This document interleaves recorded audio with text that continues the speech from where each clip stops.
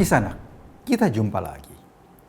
Komisaris Utama Pertamina, Basuki Cahayapurnama atau Ahok, baru-baru ini membeberkan daleman Pertamina ke hadapan publik. Ahok mempersoalkan berbagai kejanggalan dalam pengelolaan BUMN perminyakan tersebut. Menurut Ahok, banyak keputusan bisnis soal kilang minyak yang tidak efisien secara bisnis. Selain itu, juga adanya orang yang sudah tidak menjabat lagi di Pertamina, tetapi gajinya masih lancar jaya. Enak bener. Tapi Kisanak, pernyataan Ahok ini membuat anggota DPR RI dari Partai Gerindra, Andre Rosiadi, berang. Andre meminta Ahok jangan terlalu banyak ngomong soal Pertamina. Tentu saja kita heran Kisanak dengan permintaan Andre tersebut. Ahok adalah komisaris utama Pertamina. Masa dia nggak boleh ngomong soal Pertamina? Permintaan Andre itu sangat berat. Ini lebih berat ketimbang Sugi Nur yang dilarang ngomong jancu dalam ceramahnya. Sebagai anggota DPR, mestinya Andre memahami fungsi seorang komisaris di perusahaan BUMN. Ahok digaji memang untuk mengawasi jalannya perusahaan tersebut. Jika saja Ahok bicara soal penggerebekan PSK, tentu kita maklum kalau Andre marah, karena hal itu berarti Ahok mengambil lahannya Andre. Tapi ketika Ahok berbicara soal Pertamina, Andre mestinya tidak perlu marah. Ahok tidak bicara soal penggerebekan PSK.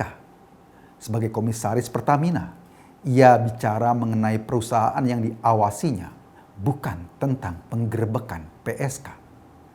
Kisanak, kita tahu setiap orang perlu menempatkan diri ketika berbicara ke publik. Komisaris Pertamina bicara soal Pertamina. Menteri Kesehatan bicara soal penanganan pandemi.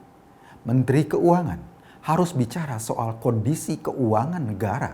Sedangkan anggota DPR seperti Andre Rosiadi bolehlah bicara soal penggerebekan PSK. Semua sesuai porsinya. Kisanak, kalau kita telusuri, sebetulnya statement Ahok ini sekali lagi membuktikan bahwa BUMN selama ini memang sering menjadi sapi perahan.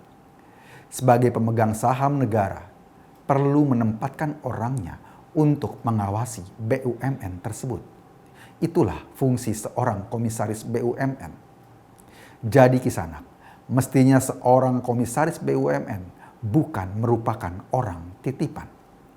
Sebab komisaris itu berbeda dengan sendal jepit yang bisa dititip sembarangan. Komisaris BUMN juga bukan PSK yang bisa digerebek sembarangan. Di sana, kita ikuti berita kedua. Seorang dai ternama, Syekh Ali Jaber, mendapat serangan penusukan saat mengisi pengajian di Masjid Al-Faluddin Tamin, Sukajawa, Bandar Lampung. Akibat tusukan itu, bahu kanan penceramah asal Saudi Arabia ini terluka parah. Syekh Ali Jaber sendiri dalam tanggapannya menyatakan, jangan mengaitkan peristiwa yang menimpa dirinya dengan masalah politik. Saya tidak mau ini, kalau boleh dianggap ini kasus saya. Gitu aja? Pribadi saya. Ya, saya anggap ini kejadian karena takdir Allah. Saya tidak mau dikaitkan dengan gerakan manapun, politik atau isu-isu manapun, saya tidak mau. Kisanak, berkenaan dengan peristiwa itu, sempat terdengar pelakunya mengalami gangguan jiwa alias gila.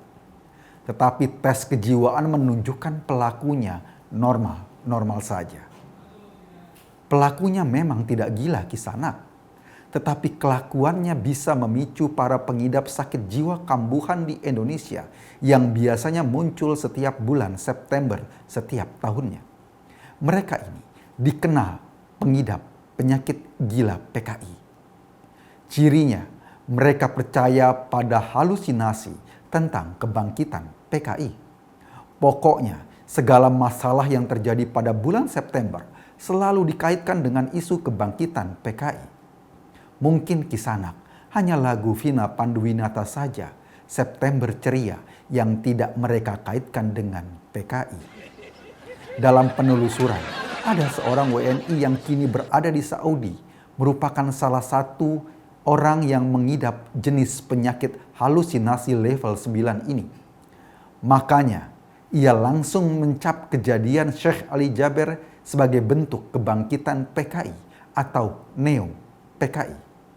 Kegilaan sejenis juga dilontarkan sebuah organisasi yang mengajak melakukan pembalasan atas kasus tersebut. Seperti imam besarnya di Saudi tadi, organisasi ini juga menyebut-nyebut soal PKI. Syekh Ali Jaber sendiri sudah menyerahkan kasusnya pada aparat keamanan. Sampai saat ini, boro-boro ada indikasi PKI. Mungkin saja di rumah Alpin Andria, sang pelaku, palu arit saja juga tidak punya. Tapi bagi pengidap penyakit gila PKI ini, soal fakta bukanlah hal penting. Yang penting, PKI cuy. Para penderita penyakit ini juga memiliki koleksi bendera PKI cukup banyak. Bendera-bendera itu digunakan untuk dibakar saat mereka berdemonstrasi. Sempat terdengar Kisanak menyambut September Ceria ini, kelompok gila PKI ini akan menggelar nonton film bersama pengkhianatan G30 SPKI di masjid-masjid. Entahlah, apakah rencana itu akan tetap berjalan ketika Jakarta ditetapkan statusnya PSBB. Kita berharap semoga ke depannya panitia nonton bareng bisa juga menyetel film Mulan keluaran Walt Disney buat hiburan untuk anak-anak. Atau untuk memperingati kepergian seorang tokoh ke Saudi dan sampai sekarang gak pulang-pulang. Panitia bisa mengajak jemaahnya nonton bareng film Kejarlah Daku, Kau Kutangkap. Atau nonton film Dua Garis Biru. Kisanak, apa guna dua garis biru tersebut? Mari kita tanyakan kepada Kak Ema. Demikian berita kali ini kami buat tanpa paksaan. Anda sedang berada di channel paling update seangkasa raya. Lemesin aja Kak Ema. Terima kasih.